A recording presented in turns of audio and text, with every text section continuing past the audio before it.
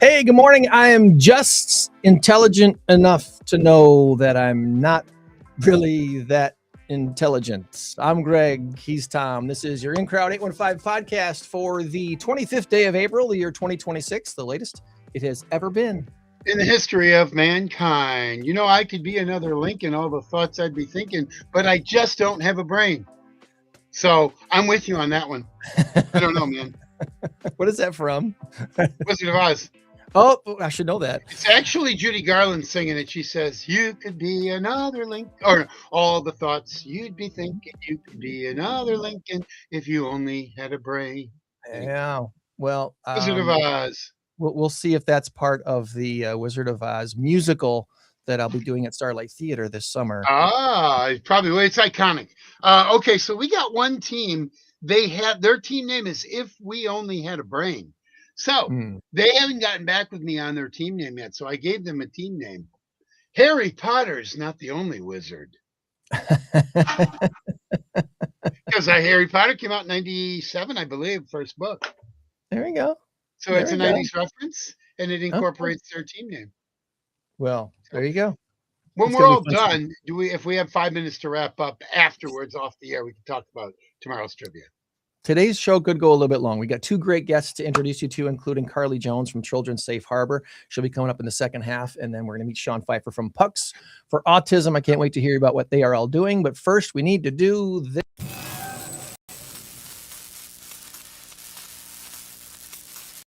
Current race to 10 has me in the lead by a score of 6-4. Not a great big lead, but I'll take it. Our big number of the week this week, 1,300. That doesn't seem that big compared to some of the billions and millions of numbers I throw at you every week, but you'll see that this is a pretty big number. This week's answer, is it water or whatnot? Put your guess in the comments below and that, let us know if you think it's water or if you think it's whatnot. And if you want to do a Google search, I don't care, go right ahead. And if you want to put a little story in there why you picked the one you picked, that'd be even more fun. I would love to hear why you chose what you chose. So check that out. Maybe you'll win a shirt. Maybe you'll win a hat. Maybe you'll win lunch with the goofy podcast hosts of the In Crowd 815 podcast. Could happen. Maybe you'll win a brand new car. Wash. I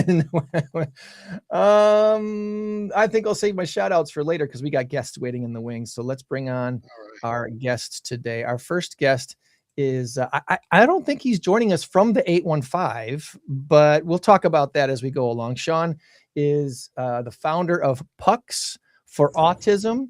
And Shawn, we welcome you today to the In Crowd 815 podcast. Thanks for coming on with us today. Yeah. Thanks for having us. And I technically am coming from the 312, so formerly the 815, though. That's all right. But Chicago, my kind of town. Anyway. You've done some pretty awesome events here in Rockford with the Ice Hogs more than once now, if I remember right. Yeah, so we do an event with the Ice Hogs actually every January in conjunction with their Autism Awareness Night. So we do it's called a pregame skate, and we welcome skaters from the Chicago Storm hockey team, which has athletes and team members actually in Rockford. So it's a great opportunity to promote inclusion and promote what we're all about. Awesome. Well, before we get into all things Pucks for Autism, we want to learn about Shawn. So Shawn, tell us a little bit about you. Where'd you grow up and go to school, and what kind of a career arc led you to found the Pucks for Autism? Yeah, so I actually grew up in the Rockford area, went to high school at Harlem High School in Chesney Park. So started my career here, went to NIU, did some interning at Rockford College with Sue Buckwalter. So that kind of started it for me. She did a lot of community initiatives where she gave back. Oh, sorry. So Huskies. Huskies. Hand up. Oh, Huskies. Got it. Okay. And then, I ended up going to Chicago. start my career. And hockey's been a part of my life as far back as I can remember. And my son was diagnosed with autism at 4, and that's kind of what started my journey. Were you part of the Rockford Icemen? Were you in that? I didn't go to the event, but I did play for the Rockford Icemen back in high school. So I thought that was a really cool tribute that the Ice Hogs did. It was like what was it? So you got 13 one of the 18-year run. Yeah, championship. I was gonna say you got one of the 16 championships. I was actually on the JV team, so we didn't win the state championships. I was a varsity team, but yeah, definitely still part of the Icemen organization though in high school. Nice. So in Chicago, what kind of work do you do there outside of the Pucks for Autism that you founded? What's your? So I work in benefits. I started working in an HR department, interning with Sue back at Rockford College, tried HR for a little bit, and then just got into benefit outsourcing, and I've been doing that since 2008. Okay. So so your son is born, and at 4 you get the diagnosis of autism, and that's for some people that's like a crisis moment. How did that hit you when that hit you and your family? Honestly, I think at that point I didn't really know what to think. There's a lot of good therapies out there. Partly, I don't know if it's a guy thing. I think there was some slight ignorance of like he's going to be okay. I don't think it really hit me until he had a birthday party. He was actually diagnosed shortly before he was 4, and we had a birthday party. We invited his entire class, and no one showed. And that's when it kind of hit me. Weirdly enough, I know he was only 4, but it just kind of hit me like maybe relationships might be hard for him. And just to some degree, I think kids his own age, that's been kind of a struggle for him. So we've just been trying, he's been in therapy pretty much since he was 4. And we just focus on finding ways to help him become independent when he gets older. Okay. And it seems that autism hits all different levels and does different things to different kids, and some's very severe, some's very slight. How would you describe, I guess, your son's level of autism and how that's affected his growth in his life? I guess if I'm putting it on a level, I would probably say mid-level. I think where he has challenges at times is retaining information, having in-depth conversations. Like he can kind of start it, and then he kind of deviates to his interests. So it's having him in therapy and trying to kind of get him in a habit of having a back and forth conversation. That's a challenge for him, and just some of the more complex concepts that come up in school is kind of hard for him. Yeah. I've seen, we have some friends that have different levels of autism, and some where it's very minor and everything's that you can do some normal things, I guess, that normal families can do. And then the other extreme where there's been professional help needed, like hate to say it, but institutionalized situations, because it's their child had gotten so big and adult sized that it was being a real challenge. So when it comes to I guess in a nutshell, your reason for founding Pucks for Autism, what is the catalyst of that, and how does that serve the autism community? I think for me, it just kind of comes down to kindness. I think that's one thing that I take from my son, is like he is the kindest soul I've ever met. And I think as his dad, my biggest fear is just him not being included. So I want to create an environment. I think the thing that I'm proudest of is it's a safe place where he can be unapologetically himself, free of judgment. That's a big part of what it's about. Like, he loves harder than anyone I know. You show him a shred of kindness, and you become his hero. And I think I think life is challenging at times and complex, but I think what he's taught me is it really can be simple. It all narrows down to just being kind. It's not hard to be kind. Right. Right. I want to bring up your website and show it off here, and we'll put this in the chat so people can find it real easy. Let me get rid of that for you, Tom. There you, buddy. pucksforautism.com. You've done events not just in Rockford or Chicago. You've been kind of around the Midwest.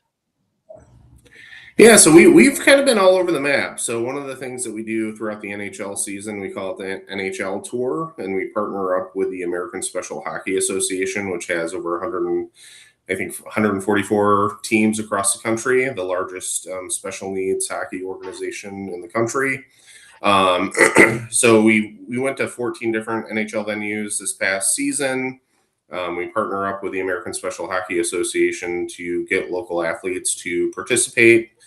We cover their costs for participation as well as tickets to various NHL venues. So, we're excited that we had over 100 special needs athletes participate in these games. And it's just an amazing experience to create an inclusive experience for these folks where it's a mixture of neurotypical and neurodiverse folks that participate in these games, and just the love and the kindness that's shown on that ice is a pretty special thing.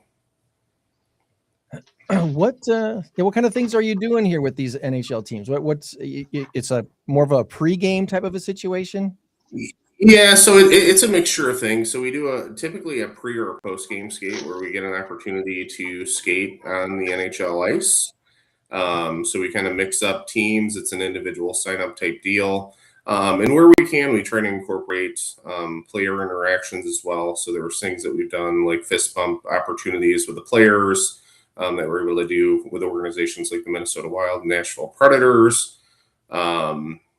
In Florida, we get an opportunity to give the athletes an opportunity to meet Brandon Bussey, who's a starting goaltender for the Carolina Hurricanes.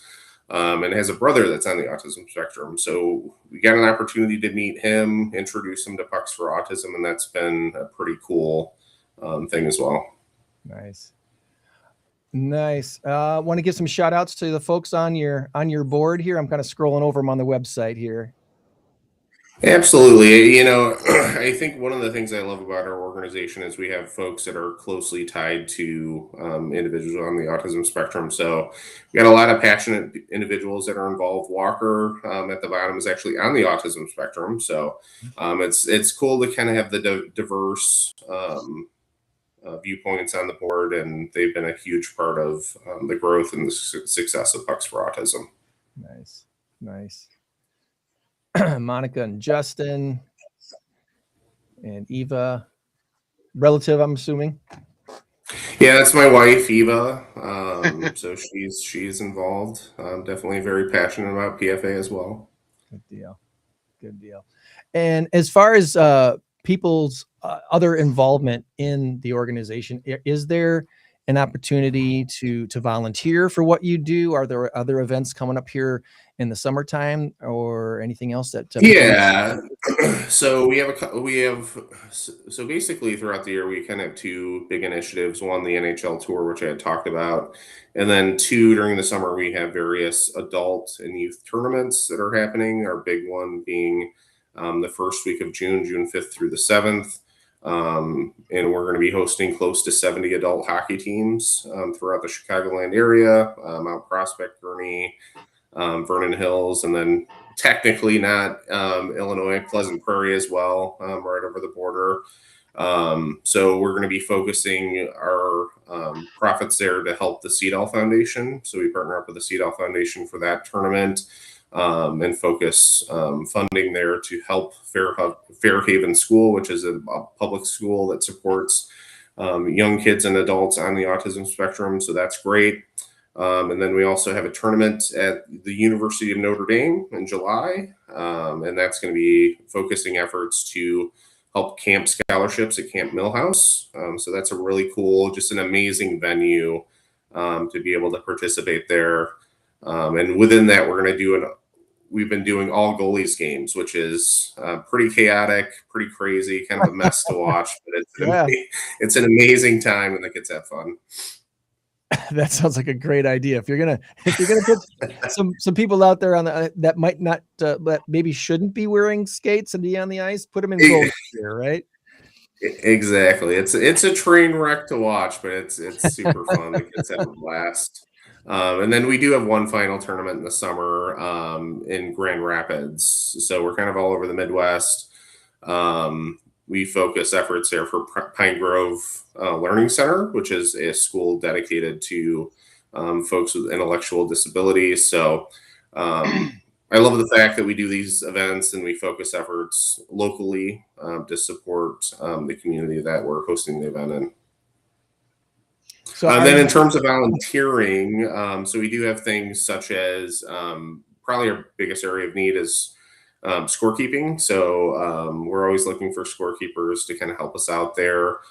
So under the more section, we need to add stuff for the summer, but there will be opportunities there for volunteers. And we're highlighting here some of our big volunteers. Steve is actually one of the officials that kind of follows me around to different NHL venues. He's become kind of a legend within the PFA community. Nice. And then Claire's been helping us a lot in the state of Michigan. So we'll have opportunities posted here in the next week or two to help us out with these big tournaments that are coming up this summer. So someone in your sphere has got a great eye for graphics. You got some amazing jerseys. All these pictures are just so bright and vibrant, and I love this stuff. Is that an in-house thing, or you got to farm out that work? No. I wish I could say I had that skill, but I don't. So we work with an organization called Five Hole, an incredible owner that owns a small business outside of Michigan. That does that. He actually has I think a niece or a nephew that's on the autism spectrum. So he's very passionate about what we do and just puts a lot of love in the designs that he gives us. So doesn't matter if it's NHL tournament, like everyone comments on how amazing our jerseys are. So I'm very, very fortunate to have Five Hole as a partner to create these amazing jerseys. Nicely done. Very, very nicely done. So this is highlighting some of the NHL tour stuff that we did. That's Little Caesars to San Jose. We're truly kind of all over the map. Well, this might be a silly question, but are girls involved in the hockey playing as well? Because girls love hockey. And they're quite good at Absolutely. So so it's all co-ed in terms of what we offer, but also in the next month. In Michigan, we have all women's draft tournament where it's basically an individual sign-up type deal. So it's great to have all genders represented in our events. Did we lose Greg? Oh, I guess we did. Every once in a while, his internet goes out. Usually, it's mine. Anyway, so do you ever have like girls versus guys on the ice? I think that would be cool. I mean, not directly girls versus guys, but it's really a mixture. We have a lot of co-ed teams where we have women participate, but not. Well, here's the funny thing about it. We all know that girls mature faster than boys. Some of these girls are taller, bigger than the boys. Yeah. I think it'd be a humbling experience for the boys. They'd probably get their butts kicked. Absolutely. There's a lot of very, very talented women hockey players, so that's no doubt. Welcome back, Greg. Welcome back. I was telling Carly, who's our next guest, earlier that it seems like about 8:15 every week. My provider says I need to reboot something, so it just does that on us. So anyway, there we are. Now we're back, and I did get your Facebook page up here too, so I'm going to put that in the chat real quick so people can see directly where they can go to get more information. Is there anything that we have not asked you about that you wanted to make sure to talk about when it comes to Pucks for Autism and the work that you're doing here, especially in the Midwest? No, I don't think so. We covered the tournament. We covered what we're doing in the NHL, and just really happy and excited for you guys to have me on the show today. If someone wants to go to Notre Dame or to, did you said what, Grand Rapids? Yeah, they can just go to the website. So on the website, there's a tournament section, so they can click that and view details around the tournament and sign up. So we'd love to have you out if you play hockey and have a team, or if you just want to sign up as an individual. We're able to accommodate either request. I tell you, the all goalies game, that sounds like a hoot. I hope, Yeah. I hope they do something like that in Rock. Yeah, no, it would be fun. I feel like that deserves to be like the BMO. So maybe that's something we can do here upcoming. That'd be awesome. That'd be awesome. All right. Well, we are going to bring on our next guest, and we're going to do a little bit of trivia with Tom to transition once I play the right thing. So stand by for this. It's time for Tom's Trivia Challenge on the In Crowd 815 podcast. Good luck.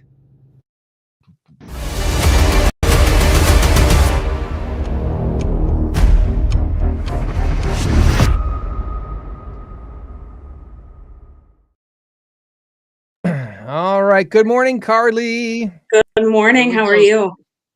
Wonderful. Thanks for joining us today.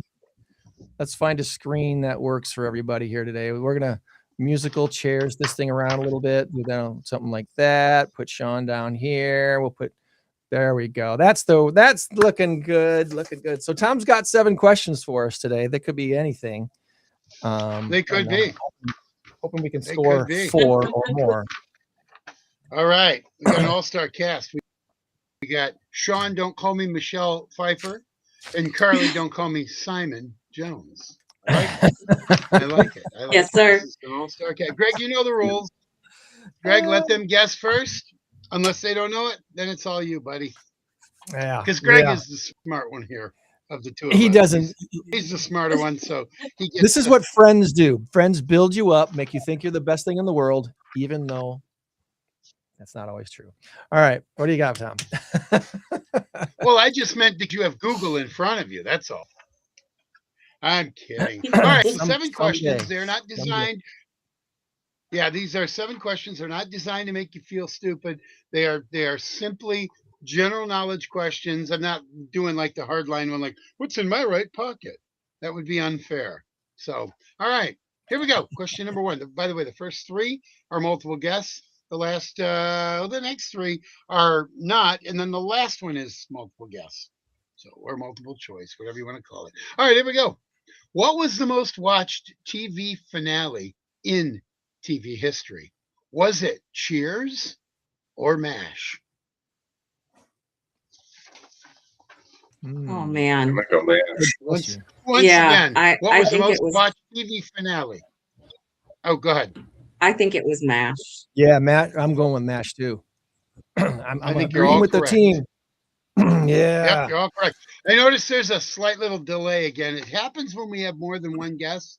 And then, in fact, Shawn, when we were on earlier, I think there was a slight delay as well. Add somebody out of the delay. I don't know what it is. My computer's bad. I'm going to have to get a new one. All right, here we go. In what movie does Tim Curry play Dr. Frankenfurter? Is it Nightmare Before Christmas or Rocky Horror Picture Show? Rocky Horror Picture Show. Once again, in what movie does... Okay, all right. That is correct. Yeah, Rocky Horror. What's the song? What's the...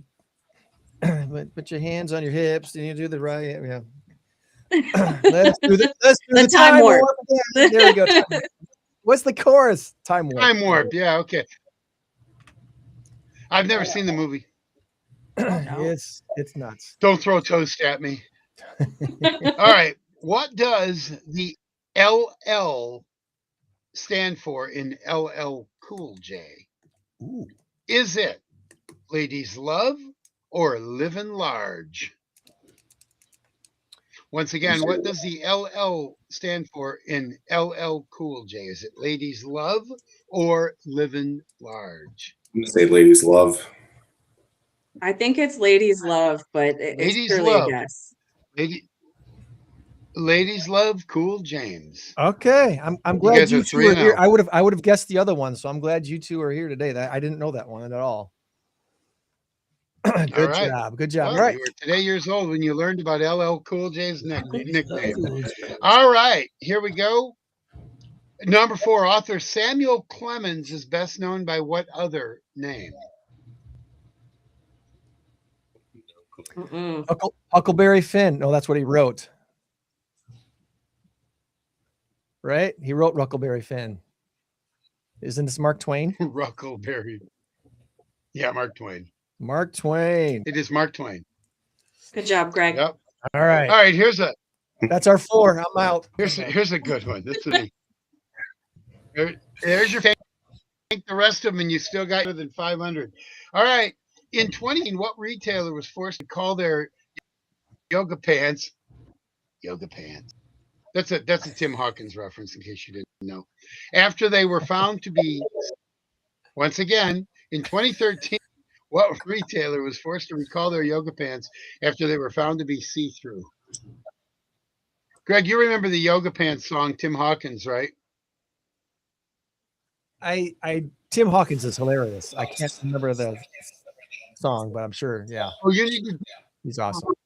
Yoga pants. You will pee yourself. It's so funny. Anyway, you want me to read it again? I can't think of the brand. I mean, what Lululemon or whatever is like the. Oh, my computer's frozen. Uh-oh. We can hear you. I have no idea. Greg, what was it that you said? Lululemon is the only one I can think of. Lululemon is correct. All right. Yes. Nice job. Carly is frozen. Carly, to that I say, let it go. Let it go. Mhm. All right, here we go. I know, stupid dad humor. All right, number 6. We're going to have to do this without Carly, I guess. She didn't even say goodbye. Jeez. I know, right? All right, what baseball movie gave us the phrase, if you build it, he will come? Field of Dreams, right? Field of Dreams. Field of Dreams. Absolutely. Great movie. Oh, we're down to our last one. You guys are 6-0. You are in danger of going 7-0. Come on. Pressure's on. We might need Carly for this. I hope she gets back on the screen. I don't know. It's local trivia, and I'm giving you 2 options. In what year did the last Kmart in the Rockford area close? Was it 2008 or 2018? 18, I think. That's my guess. Gosh, that one that was still open. But there was one on East State that lingered for a while. I'm going to stop you right there because 2018 is the correct answer. Wow. Nicely done, Shawn. Nicely done. Thank you. Carly gets a trophy as well for the 7-0 win. She helped. So, she did help. Absolutely. if she didn't want to be on the show, she just had to say so. Nicely done. 7-0. Shawn, you the man. Greg, you the man. Carly, you the woman. All right. I think we have her back. Good. I don't know if you heard that, Carly, but we got all 7 right. We got all 7 right. I did a great job not being there. You did. Well, if you hadn't been here, I might have talked Shawn out of the LL answer, and then we'd have gotten that one wrong. So. That's true. That's right. You were the defining moment there. So. You get a gold medal as well. So nice. Thank you. Everybody. Absolutely. Well, Shawn, we really appreciate you spending time with us today. Again, is there anything that we missed that you wanted to make sure we talk about before we leave? No, I think we're good. I really appreciate you guys for having me on again. Well, we'll look forward to having you back in Rockford again at the BMO, and the Ice Hogs have you back, and hopefully we'll be able to meet you face-to-face at that time. That'd be awesome. Thanks, guys. Appreciate it. All right, Shawn. Have a good one. Have a good day.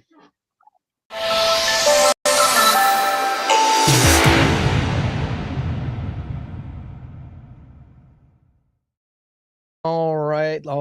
Let's shift gears to all things Children's Safe Harbor. And Carly, thanks for rebooting and getting back on with us.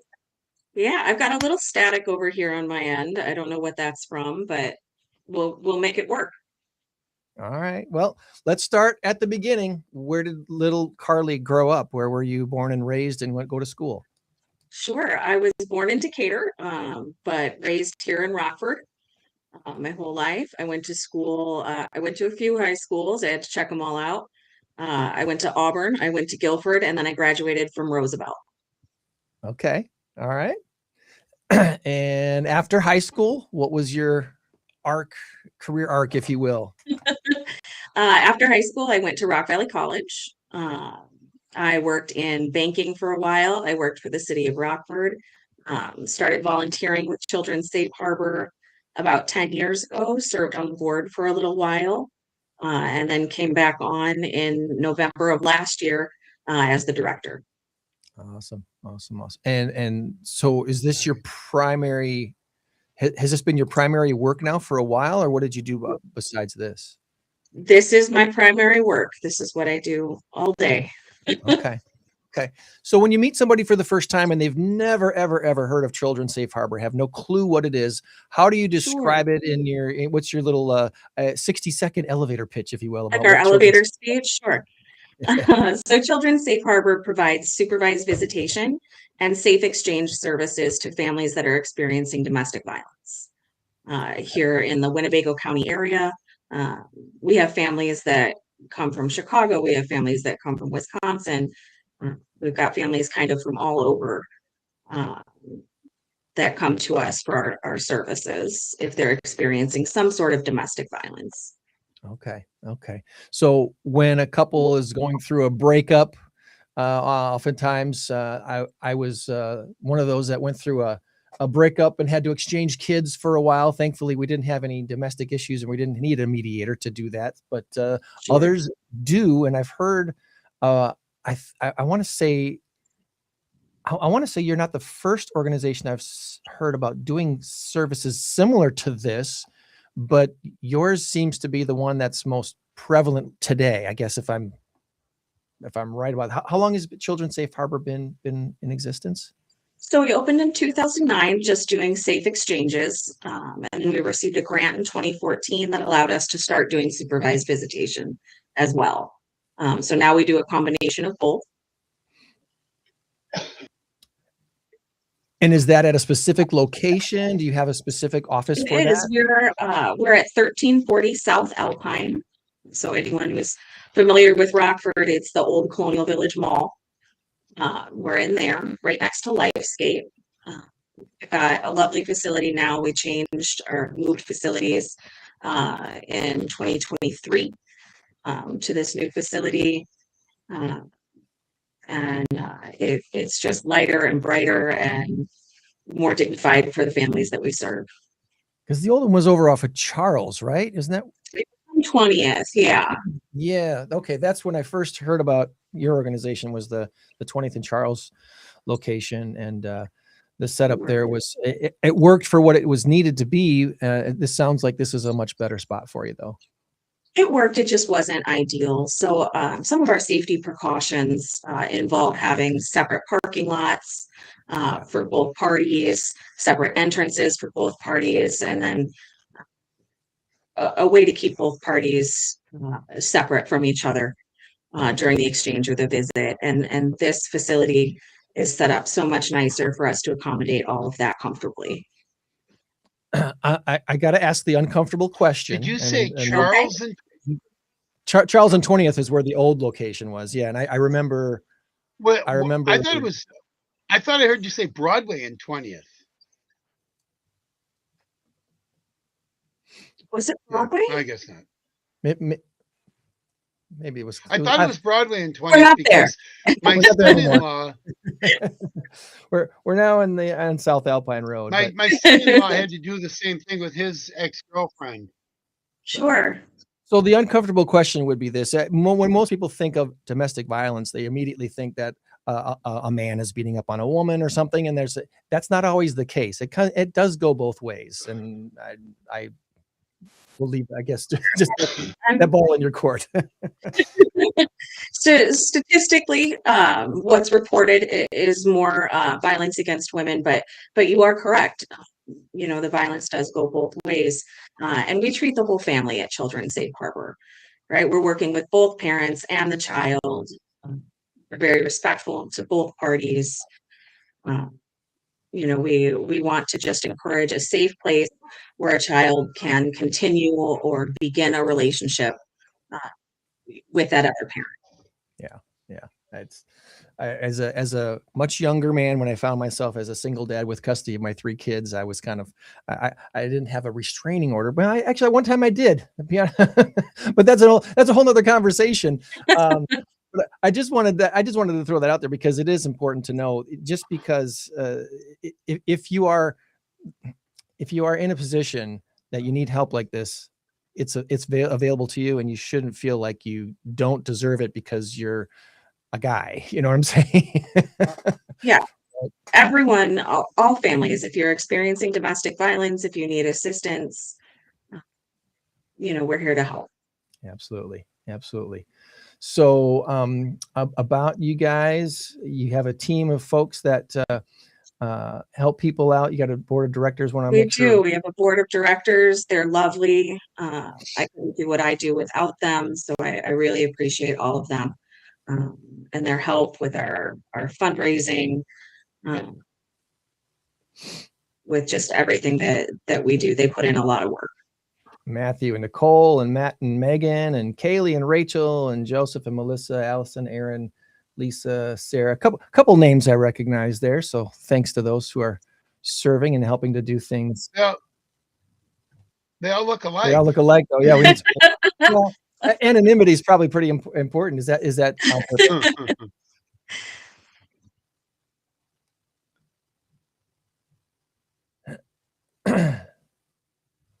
let's see here. We've got a what we do tab. I want to make sure we get this on the chat so people can go directly to your face or your web page and get the information that they need. Absolutely. Most of our services are ordered. So we work closely with the courts. A lot of times the court will put in the order that visits or exchanges are to be done at Children's Safe Harbor. We get those court orders from our families. We do an intake, and then we start scheduling services for them. And is this because of the situations? Is normally an exchange situation something that takes 10 minutes? Does it take an hour? What does it normally take, I guess, to do some of these exchanges? So our exchanges are about a half hour from start to finish. We have staggered arrival times to prevent any sort of stalking or running into the other party at our facility. So we do have those staggered arrival times, so there is some waiting. But we will just escort the child from one parent from one side of the building to the other parent at the other side of the building. Our parent that brought the child will leave. We'll wait a few minutes, and then we'll excuse the child and the other parent to go about their exchange. Yeah. And there's got to be times when it's quite traumatic, especially the first time for some of these children. We do everything that we can. We're a trauma-informed facility. We do everything that we can to make sure that we're not re-victimizing or traumatizing anyone. So if the child is comfortable, we go ahead and do the visit or the exchange. If the child is uncomfortable, we don't. We, of course. That's a good point to bring up. Times they're like, nope, I'm not going, and you can't force them to. Usually, I guess that's a good question. Sure, we just don't at our facilities. It's part of our policy. We don't force any visitation or exchange. If they're uncomfortable, we let the child kind of have some autonomy there. It's their visit too. Yeah. So the organization as a whole, the organization, is it funded in through Sure. donations? Is it funded through a government program? How's it funded? Sure, we are funded through filing fees from the courts. So we get some of our funding that way. We get some of our funding through grants, some federal grants. And then we get funding through smaller grants and donations.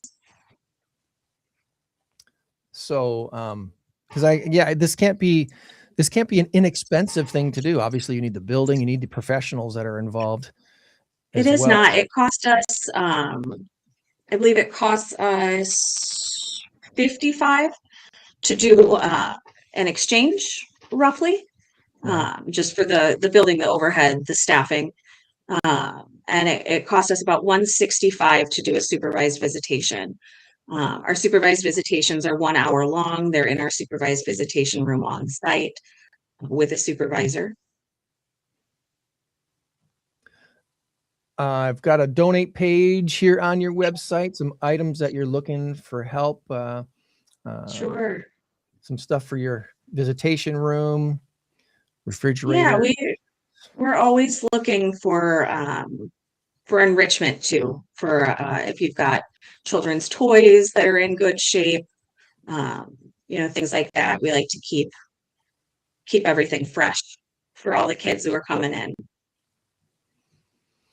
Having that environment, again, having a comfortable place, especially if it's a visitation that's going to last for an hour. Or so. Mm-hmm.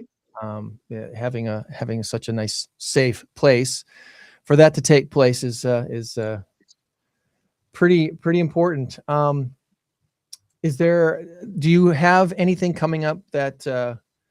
We do, and we haven't updated our website yet, so forgive us. Okay.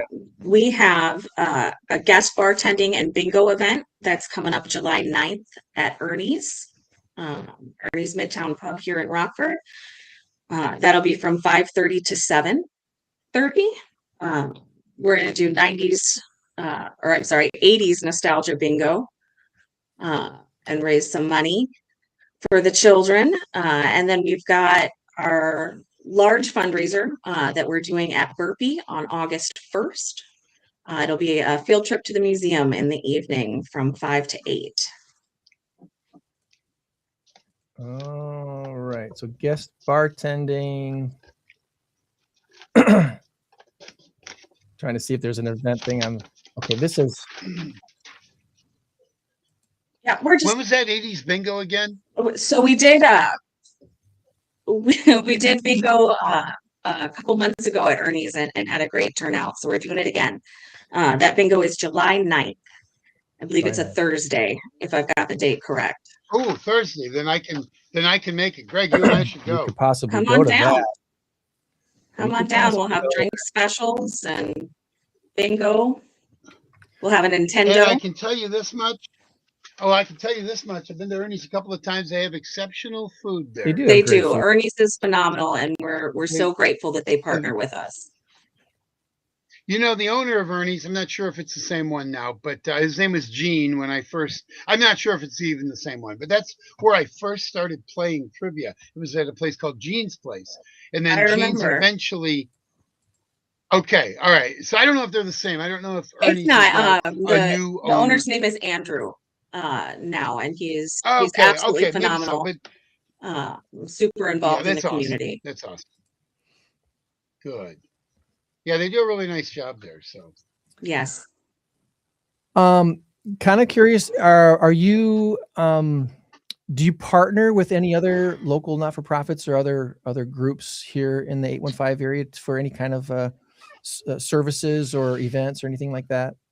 We partner for trainings. We like to keep our staff trained, so we partner with RAMP and RSAC, Remedies, the Family Peace Center. We have we send referrals to the Family Peace Center if they have needs that are beyond our scope. So we're very involved with the other organizations that do similar work. Okay. And are there any kind of like common misconceptions that people might have about your organization or your cause? Is there something that you can kind of help dispel some common misunderstandings about maybe what you do and why you exist or what you do? I think our service is just a service that you don't know is necessary until you're faced with it personally, or someone you love is faced with it. So it's something that people don't think about very often, unless they're a family that we serve or a family that would benefit from services. But we are holistically helping the community through this. We are preventing any sort of police involvement. We're making sure that these exchanges and supervised visits are safe and appropriate. We are making sure that the children and the other parent, the survivor parent, is not re-traumatized. It's just, I just think it's a resource that people don't think about needing until they need it. And I'd kind of like to reframe that and let everyone see that it is, it's a holistic community program. Right. Well, I've got a few, sometimes I use AI to check myself to make sure I'm asking my guests good questions. Okay. So I asked Gemini for some questions for you today. I let Gemini know I was interviewing the executive director of Children's Safe Harbor, and if they could give me three good questions to ask you. Let's see if I asked any of these questions already. All right. And we'll go from there. So Children's Safe Harbor, powerful opportunity to highlight a critical community resource. Your work in supervised visitation and safe exchanges is vital for families here in the 815. So question number one, Carly, many people in Rockford might not realize that Children's Safe Harbor provides a neutral ground that serves as a great place for families. When a child walks through your doors for a supervised visit or safe exchange, how do you and your team ensure that their sense of safety remains the top priority, regardless of the conflict happening between the adults? We kind of talked about that, but maybe you want to expand on any of that. Yeah, well, we do a meaningful check-in with both parties and the child when they come for a visit or an exchange. So how are you doing? How was your day? Are you ready for your exchange? Are you ready to go see mom or dad? We get their feelings on the visit. And like I said before, we don't force if the child refuses. But we have tons of toys, we have tons of snacks. Our staff just loves children, and we celebrate all their wins and all their milestones. We really try to make it a place where the children feel comfortable and safe and can cultivate those relationships with their parents. Nice. Okay. Question number two. Often, let's see, organizations like yours impact our community in different ways. Can you share a story with anonymous, of course, or an example of how your services have helped a family transition from a place of high tension to a more stable, healthy dynamic? Is this the question about? It's a little dangerous, but I can tell you, on the same vein as when we celebrate those wins and those milestones, we have families who may start coming to us for supervised visitation.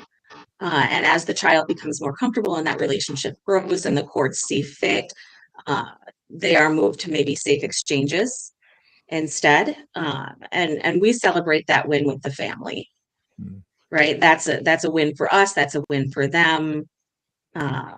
We like to see that. So, I can't give you any specifics on any family, certainly just because of the nature of what we do, but we do see change and growth and development during our services. And that's what brings us joy and has us continuing to do the work.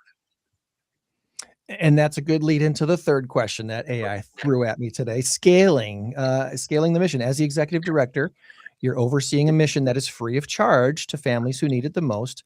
If you're looking at the current landscape of the Winnebago County, the 815 area, What's the biggest hurdle you face in scaling your impact, and how can those listening today best support your efforts to keep these services accessible to everyone? The best way to support us is come out to our events, donate. We have a donate button on our website. You can donate one time, or you can set up for a reoccurring if you want something to go monthly. Like I said, those visits are costly for us. Costing anywhere from $55 to $165, depending on the service. So any donations, any support that people can give us. We are looking at grant funding and things constantly, but we'd love to have the support of our community as well. Nice. Okay. And then I always ask for some funny or odd questions to ask our guest as well. So of the three ones it gave me,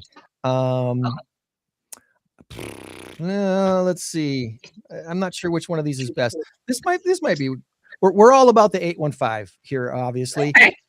If you had to pick a local mascot, maybe Hammy from the Ice Hogs, or Rocky, oh gosh, what's the Rivet name? What's the Rivet's name mascot? I don't know what the Rivet's mascot name is. I forgot what the Rivet's name mascot is. If you had to pick a mascot to be the honorary security guard for a day at the Children's Safe Harbor, who are you picking? Ooh, honorary security guard. Well, fun. Let's see. Honorary security guard. I think I would pick the ridiculous Hammy that they rolled out at the beginning of the season. Do you remember that Hammy that everyone didn't like? Oh, the scary face. Yeah. The scary Hammy, right? Yeah. I think we could do scary Hammy. It's Rielly. Rielly the Rivetsaurus. Rielly the Rivet, yes. Rielly's a pretty good mascot over there too. But when they changed Hammy, from the shall we say overweight Hammy to the more fit Hammy, they also changed Hammy's head, and it was not a winner. I think they went back to the old head. It was not. But they kept the same. They kept the new body. So anyway. Is there anything that we did not ask you about today that you wanted to make sure we asked before we let you go? I don't think so. I appreciate you guys having me on and us getting our message out, and I hope to see everyone at our fundraisers. And you can always reach out to us through our website at info@childrenssafeharbor.net, or give us a call, and we'd love to help. childrenssafeharbor.net. Let me put just the generic website address in the chat so it's on there, easy to click on and find. childrenssafeharbor.net is the place to go. And if you have any ideas about how you can help them out, please let Carly know. She would be glad to chat with you. So awesome. Well, thanks for jumping on with us this morning, Carly. We'll keep an eye on your events coming up over the summer and fall, and to help promote those. And we'll look forward to connecting with you down the line. Okay. Thank you so much. You guys have a good weekend. All right. You too. Thanks, Carly. You too. Bye-bye. Bye-bye.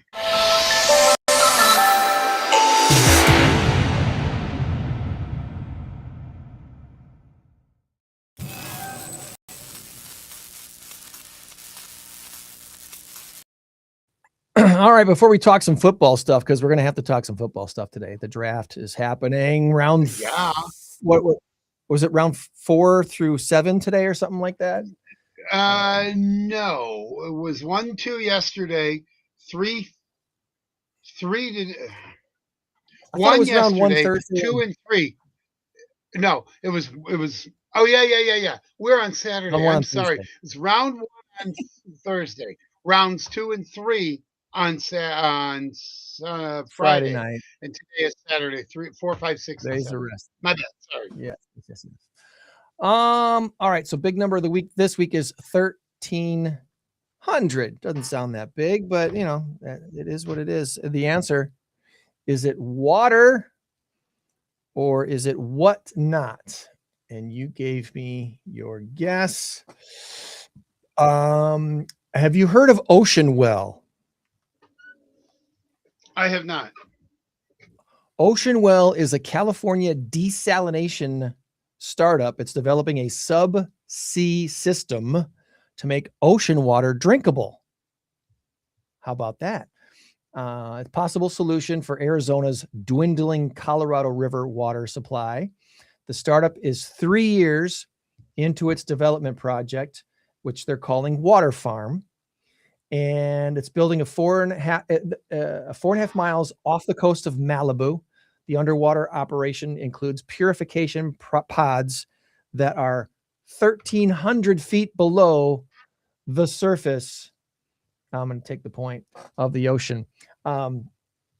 They use ocean pressure to push water through reverse osmosis membranes to make water from the ocean drinkable. This is something that they've been working on for quite a while, the technology of it all. And once it gets working, it's going to be really important. Hopefully they can figure it out, because obviously there's tons of water in the ocean. If we could just make the it Earth is 75% water. right. And I mean, and drinkable water is, it's just not that plentiful, but yet we still have enough water. We don't in a lot of areas, but if we can harness that, oh my God, we'll never have another water issue again. Never. We shouldn't. Whatnot is a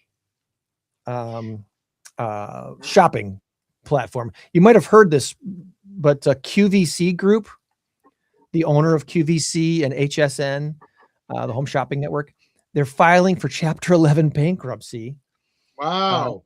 And once a very popular place to watch sellers excitedly hawk housewares and jewelry and other stuff you probably really didn't need, today's shoppers are flocking to live stream platforms like Whatnot and TikTok Shop, or they're hunting deals on websites like Temu. Well, QVC Group shares at one time were over $900 10 years ago. Now there's less than $3. Less than $3. So if you invested in QVC Group about 10 years ago, you're probably ready to declare bankruptcy too, because it's gone down in value. Wow. Dramatically. And then I don't know, we talked about Gary Vee on here once in a while. Gary Vee's really talking about how he's seeing these online shopping opportunities like Whatnot and TikTok Shop are taking off. They're huge in China. They're huge overseas. They're eventually going to be pretty huge here as well too. So maybe if you're looking for a side hustle, you start a little online shop and do what they did on QVC, only live on your own channel. There you go. If you want other things going on, right? If you really want to support In Crowd 815 and the podcast here, you know what you could do. You could jump on incrowd815.com right here. You know that you could go to InCrowd815, go to some of our networking groups. You could scroll down and go to the merch site and start shopping for things like, hey, how about an InCrowd 815 cotton t-shirt, only $20? Would you like it in light gray, dark gray? How about that? Yeah. Pick your color, pick your size. You want small? You want medium, large? How about a 3X? There we go. 3X. Right there. Yeah, baby. It's right there. Wanna wear the new cool hat right here. How about this one? These are the hats that we had at the Mass Karaoke Trivia Contest that our team captains all got for being a team captain. They're available. Royal blue, or maybe you want yours in black, or maybe you like navy, or how about a white one? Look at that white one. Isn't that cool? Wait a minute. It's not showing on the screen. I'm sorry. There we go. There we are. I was going to say, I'm not seeing anything, buddy. I clicked on the merch site and it didn't go directly to this site. So that's why I had to change screen. So there's your white. There's your royal blue. Here's the black one, although the graphic's not right on that one, but you get the idea. You get the idea. Pick your shirt color. There's a popular shirt right there, the In Crowd 815 cotton t-shirt. Would you rather have that in a jet black? You can do that I like too. the gray there. The navy, the royal blue, dark heather gray. Yeah. Yeah. Hoodies, collared shirts, embroidered sport wick, quarter zips. I like the quarter zips. Cool too. This might be my next one right here. The ThermaFit. Probably in royal blue though. I'm liking the blue a lot.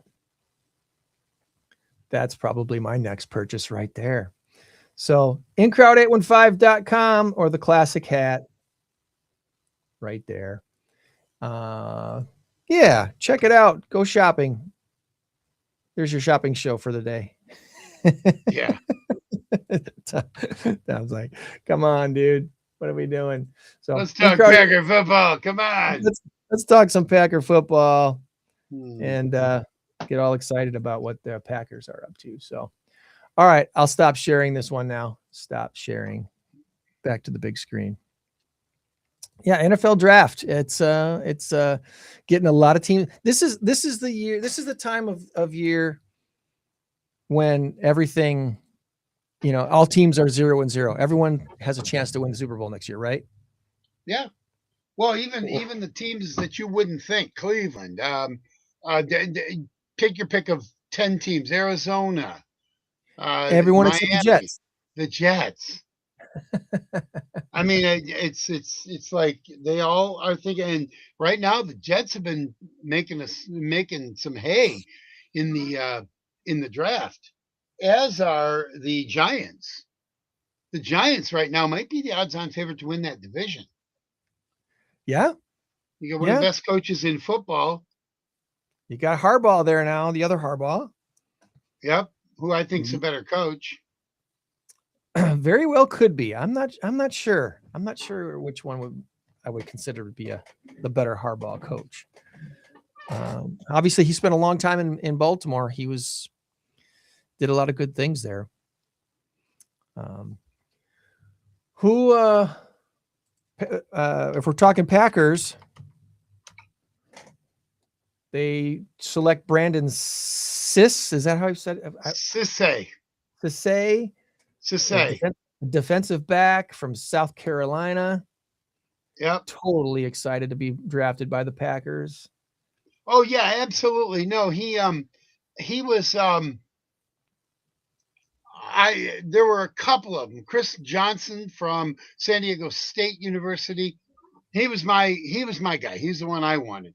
But this Brandon Sisse, I'm telling you, I am pretty certain that he is going to be he's going to be a complete and total winner. I think he's going to be not a starter day one. Physical. Yeah, he won't be a starter day one. But what we have right now is Javon Bullard. We've got Evan Williams. We've got Xavier McKinney. I know they're safeties, but you've got Keyshawn Nixon is there. You've got there was who else? Carrington Valentine. Javon Bullard. Javon Bullard. You have a good nucleus right now. We just added to it with our first pick. I'm ecstatic with that pick. And then the second pick is Chris McClellan. Can't say enough about him. He's a big boy. He's a run stopper. Missouri had a good defense too last year. Missouri was a good team. So I think right now so far, yeah, they were. So far right now, they have done a really nice job with it. So we've got 4, 5, 6, and 7 today. And I think we might have 5 picks left. I don't think we just have 4. I think there's they traded up to get McClellan's. So what did they give up? Okay, that might have taken away. Yeah. Yeah. I'm not seeing on the Packers news here what they have. All they're saying is they're going to have some live chat today during the draft. Who will the Packers draft today? When will the Packers draft today? Time estimates for each pick. Here we go. Packers have 1 pick in each of the 4th, 5th, and 6th rounds, and then 2 in the 7th. There you go. 5 there more you go. left. You've got the guy from South Carolina. The guy from 7th round picks don't often work out. Although Mr. Irrelevant from San Francisco, Brock Purdy, he's worked out quite well. Purdy. You can't dismiss Mr. Irrelevant, especially when that Mr. Irrelevant becomes very irrelevant. So they make such a big deal about it. Well, wow, I can't believe he actually. Well, Kurt Warner never got drafted. There's so many guys that never got drafted. They were undrafted free agents, and they're in the Hall of Fame. So I heard a guy on the radio yesterday was talking about how once upon a time there were 9 rounds of drafts, and he was drafted in the 9th round, and then he had a great NFL career. He would have been a free agent if it hadn't been for 9 rounds of drafting back in the day when he got drafted. I forgot the name of the guy that was on with like Mick Tingelhoff or something. He was on with Colin Cowherd, I think, yesterday. Okay. Or Dan Patrick. He was on with Dan Patrick. Oh, okay. So, I may have heard that interview. I listened to Dan Patrick for a little bit yesterday. There's plenty of guys that don't get drafted that still make NFL teams. And so the draft is exciting, but it's not the be all end all. And it's an exciting day today for the 4th, 5th, 6th, and 7th rounds. They give everybody 5 minutes on the clock or after every pick or something like that. It's 8 minutes. 8 minutes. That's too long. And no, well, it was 10 minutes. This year they went to 8 minutes. Okay. Yeah. You got your draft board. You know what you want. Let's go. Yeah. Well, oftentimes the next team has already put in their drafting after, and in the 3rd round, 3rd pick, so-and-so, they pick Bob Smith. Well, that next pick is right there ready to go, but they have to give them the allotted 8 minutes. Not so much for that. It's for the other team to get their time. I notice that with fantasy football drafting, because I'm always drafting against computers, it seems like, boom, their pick is in 2 seconds. And now I got to get mine in right away. So. That's right. It's all computerized. So here's some past Packers 4th round draft picks that you might remember. Evan Williams was a 4th rounder. Colby Wooden was a 4th rounder. Romeo Dobbs, 2022 4th round pick, number 132. Zach Tom. Neither of those 2 guys are with the Packers anymore. I think Colby Wooden is no longer a Packer. I think we traded him. But that's Zach okay. Tom, Jamal Williams, David Bakhtiari. Yeah, nice. 2015 4th round pick. Mike Daniels, the great Mike Daniels. And a little known Rockfordian named Dean Lowry was also selected in the 4th round in 2016. I miss Dean. Yeah. Dean's a good guy. I used to love rooting for Dean. Is Dean done? Do we know if Dean's done? I think he was injured. He was with Pittsburgh last year. I don't know if he's done or not, but let me see if there's any updates. Selected by the Packers, 4th round of 2016. Attended Boylan Catholic High School in Rockford. Professional career. Packers, Vikings, Steelers. August of 2025, it was announced he would miss the entirety of the season due to an ACL tear. So we don't know. Apparently, we don't know if he's working to come back or he's just working to get healthy and retire. But after 9 playing seasons, that's pretty much that's quite a few seasons for a defensive lineman, right?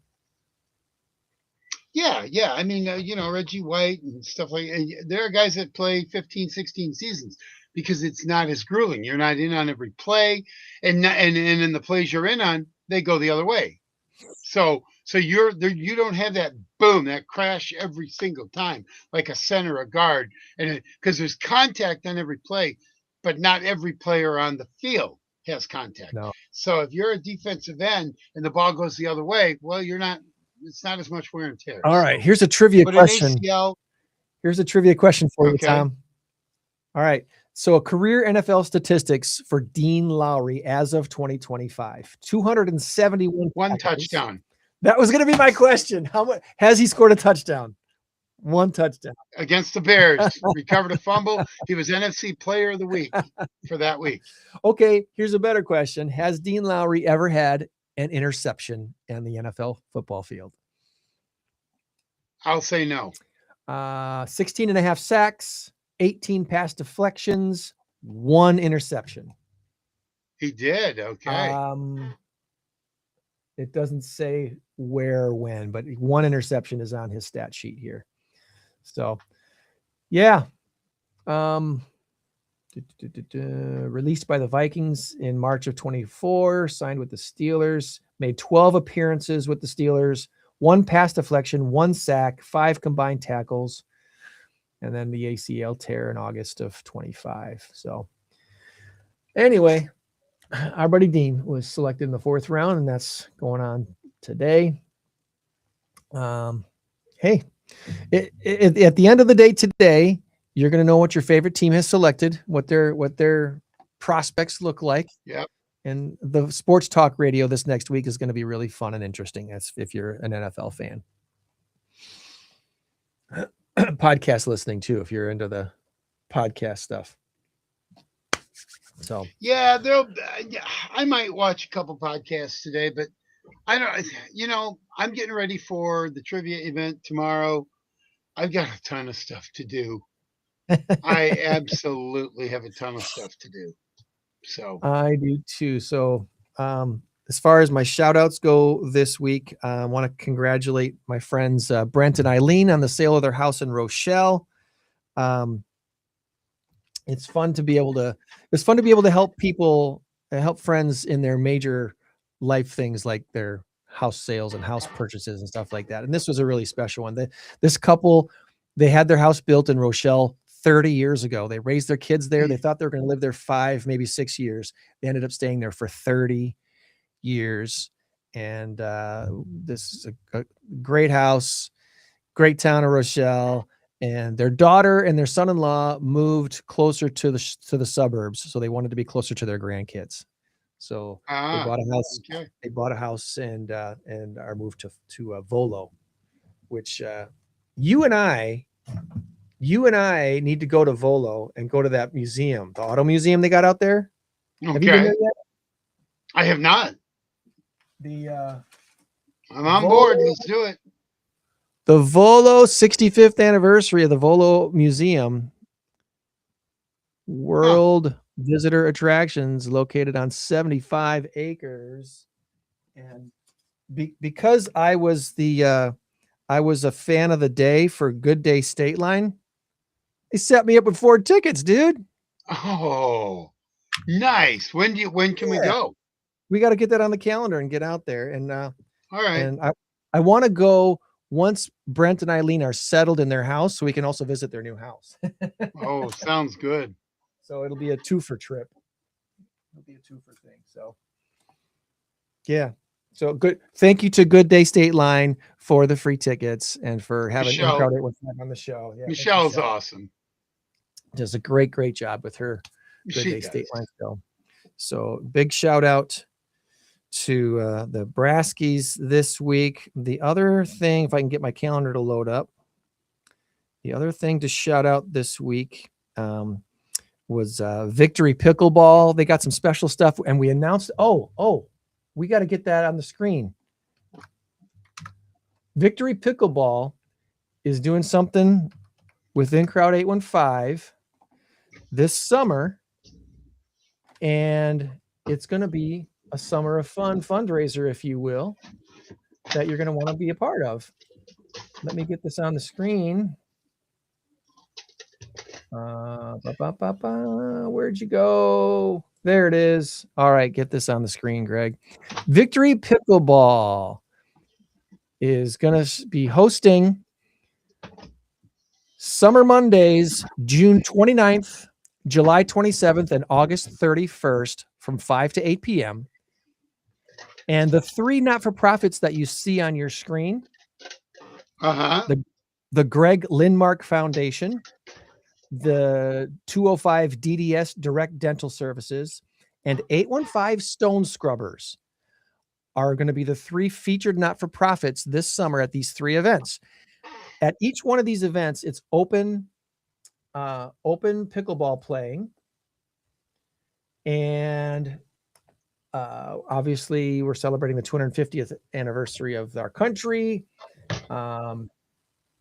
Summer Community Fundraiser Series during these special Monday open plays is basically a 3-night competition. Each charity will try to pack out all 3 nights and vote each night for your favorite nonprofit. 40% of the pot will go to the charity that gets the most votes. 35% will go to the second place and 25% to third place. So all 3 teams, all 3 not-for-profits are going to win at the end of the summer. But the one that gets the most people there will win the most money. So every single event is a chance to play, connect, give back to our community. 50% of all ticket fees will go into the pot. So whatever that pot total is at the end of the summer is how it's going to be divvied up. So if I remember right, it's a $5 open play. And then if there's anything ordered from the restaurant in the kitchen, if you're not a pickleball player and you just want to come out and eat and hang out and network, you can do that too. And a portion of the restaurant proceeds will go into the pot as well. So when it comes to August 31st, that final night, we'll have a nice big pot of money to divvy up between these 3 not-for-profits, and the one that brings the most people out will get the most of the pot. How fun is that? Well, that sounds awesome. It's going to be a fun time. So come on out and join us. June 29th, July 27th, and or August 31st. Boom. There we go. All right. Thank you, calendar, for that reminder.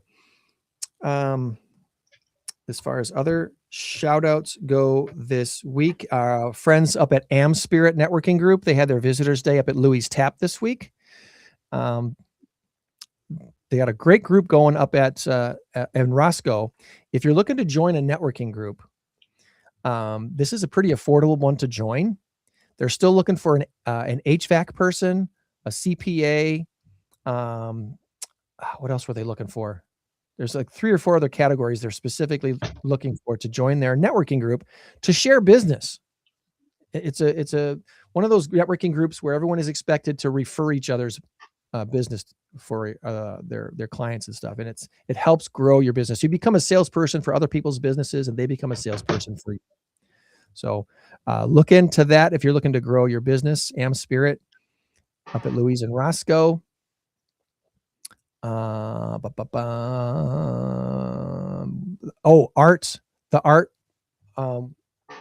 on Parade this weekend.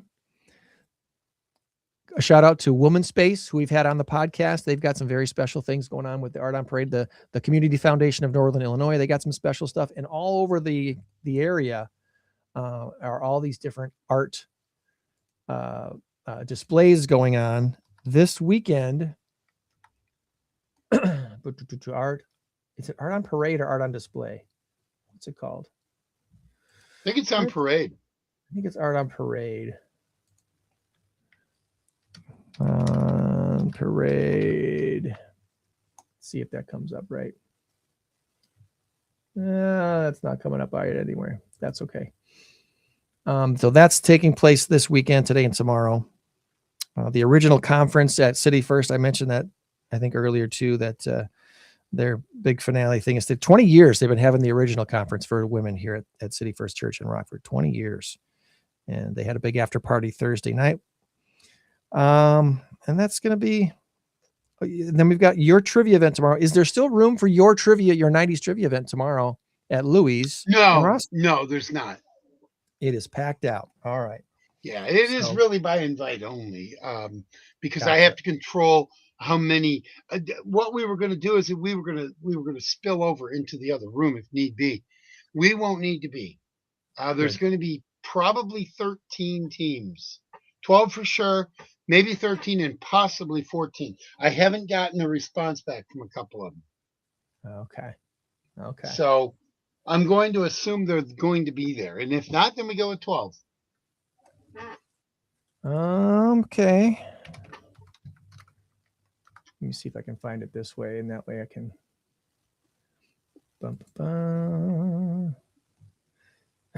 Artscene. There we go. We'll get it right now. It's the spring Artscene. Okay. It's 5 to 9 p.m. last night. Today, also again 4 to 9 p.m. And yeah, there we go. So the Artscene is taking place. Womanspace is one of those places, which if you've never been out to the Womanspace location on Maria Linden Drive, it's one of those things where if you've never driven back there, you go there and you're like, what? Yeah. Who put this here? Because it's in a neighborhood. It's just in a place where you never would suspect a great big building and then an office area and stuff like that. So 3333 Maria Linden Drive is the address of Womanspace in Rockford. So I think that's the extent of my shout outs this week. Anything that you want to say before we wrap up? Not really. No, I'm good. All right. Next week, we're going to learn about Think Big 815. What is Think Big 815? Founder Sheila Hill is going to be joining us to talk all about that. And again, if you want to help out the podcast and look really 815 cool, buy some InCrowd 815 merchandise at InCrowd815.com. That would be a wonderful help to us as well. You change the world, my friends, when you help one person. So be a blessing to someone today and every day this week. We'll meet you back here next week for another InCrowd 815 podcast. All right. We were going to do a couple minutes off the air. We'll see you off the screen, buddy. Okay. Bye, everybody. Bye. 815 InCrowd. 815 InCrowd.